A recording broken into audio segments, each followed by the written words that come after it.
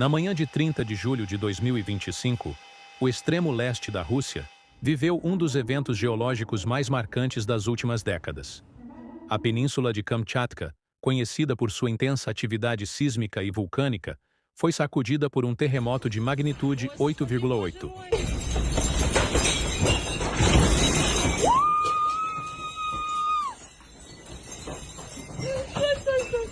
Um valor que coloca esse tremor entre os mais fortes já registrados desde que o homem começou a medir esses fenômenos.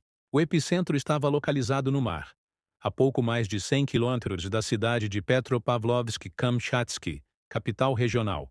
A profundidade do abalo foi relativamente rasa, o que aumentou o potencial destrutivo e também a capacidade de gerar ondas gigantescas.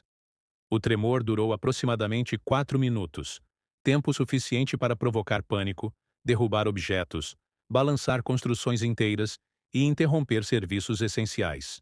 Imediatamente após a detecção do sismo, o Centro de Alerta de Tsunamis do Pacífico emitiu avisos que se espalharam rapidamente para dezenas de países. O alerta não ficou restrito à Rússia. Japão, Estados Unidos, Canadá, Chile, Filipinas, entre outros, foram incluídos na lista de áreas sob risco. A mensagem era clara: ondas potencialmente perigosas poderiam atingir as costas em questão de horas.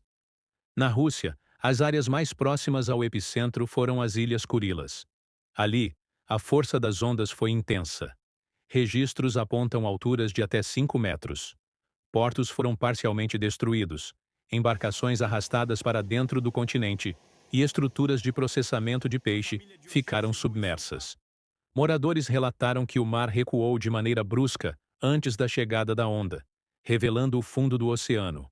Um sinal inequívoco de que um tsunami estava prestes a atingir. No Japão, os efeitos foram mais brandos, mas o temor era real. Desde o desastre de 2011, o país mantém protocolos rígidos para evacuação em situações como essa. Em várias cidades costeiras, sirenes soaram e mensagens de texto foram enviadas aos celulares, instruindo a população a se deslocar para locais mais altos. Apesar de as ondas que chegaram não terem causado danos graves, o alerta funcionou como um teste real dos sistemas de prevenção. Do outro lado do Pacífico, nos Estados Unidos, a costa oeste e o Havaí também entraram em estado de atenção. Na Califórnia, Oregon e Washington, praias foram fechadas e áreas baixas foram evacuadas preventivamente. No Havaí, o temor era de que as ondas pudessem ser destrutivas, mas no fim, a altura registrada foi de pouco mais de 1 metro em algumas áreas. Ainda assim, o evento serviu para reforçar que um terremoto de grande magnitude pode ter alcance global. Enquanto as autoridades monitoravam o avanço do tsunami, outra consequência do terremoto começava a aparecer: a atividade vulcânica. Kamchatka é uma região onde vulcões e terremotos caminham lado a lado, e não demorou para que sinais de erupção surgissem. Pouco depois do sismo, o vulcão Klyuchevskoy, já ativo, aumentou sua atividade, expelindo fumaça e cinzas. Dias depois, algo ainda mais impressionante ocorreu. O vulcão Krasheninnikov, adormecido por cerca de 500 a 600 anos, entrou em erupção. Colunas de cinza subiram a 6 quilômetros de altura, um espetáculo que, embora não tenha causado vítimas, exigiu atenção das autoridades. Especialistas afirmam que eventos como esse fazem parte de um ciclo natural na região conhecida como Círculo de Fogo do Pacífico, uma zona de intensa atividade sísmica e vulcânica que se estende por diversos países e que concentra a maior parte dos terremotos do planeta. Segundo sismólogos, a energia liberada pelo tremor foi equivalente a milhares de bombas nucleares, e sua localização, próxima a placas tectônicas em constante atrito, explica a intensidade.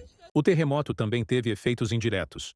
Relatos indicam que instalações militares na região, incluindo uma base de submarinos nucleares, podem ter sofrido danos estruturais. As autoridades russas não confirmaram oficialmente, mas a informação circulou em alguns meios de comunicação internacionais. No campo humano, o evento deixou dezenas de feridos e milhares de pessoas desalojadas. Em localidades costeiras, escolas e ginásios foram transformados em abrigos temporários. O transporte marítimo foi suspenso, voos foram desviados e operações portuárias paralisadas.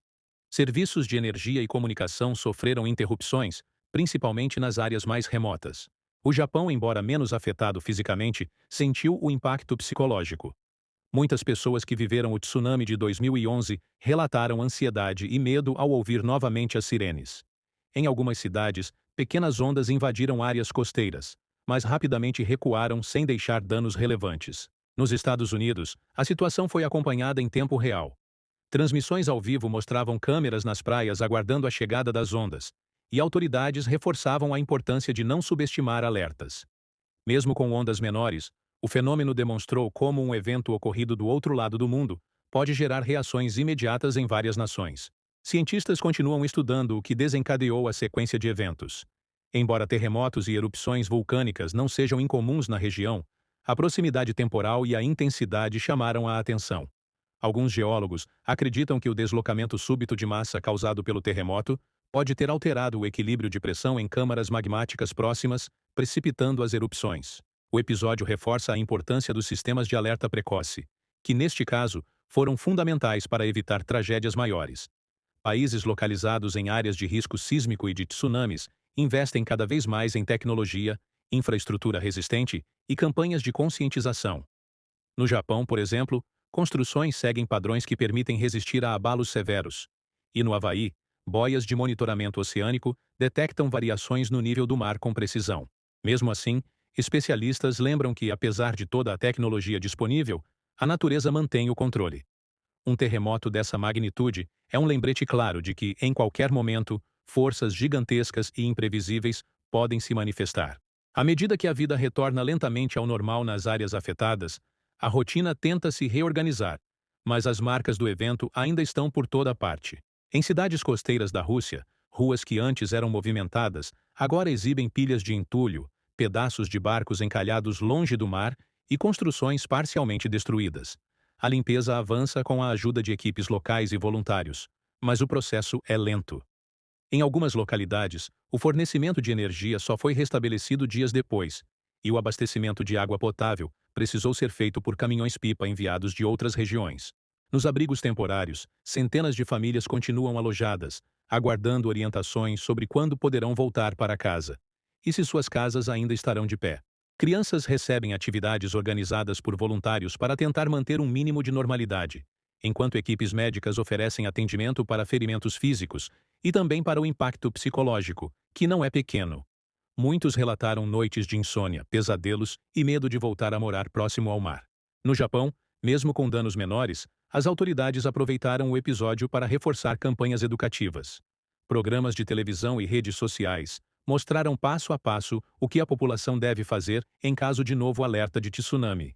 Em escolas, professores retomaram treinamentos de evacuação, enfatizando a importância de agir rapidamente. As autoridades russas, por sua vez, iniciaram vistorias em instalações críticas, como portos, fábricas e usinas de energia.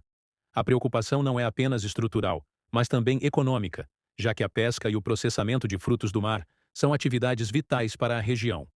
Perdas no setor podem afetar empregos e a renda de milhares de famílias. Enquanto isso, equipes científicas, tanto russas quanto internacionais, estudam dados coletados durante e após o terremoto.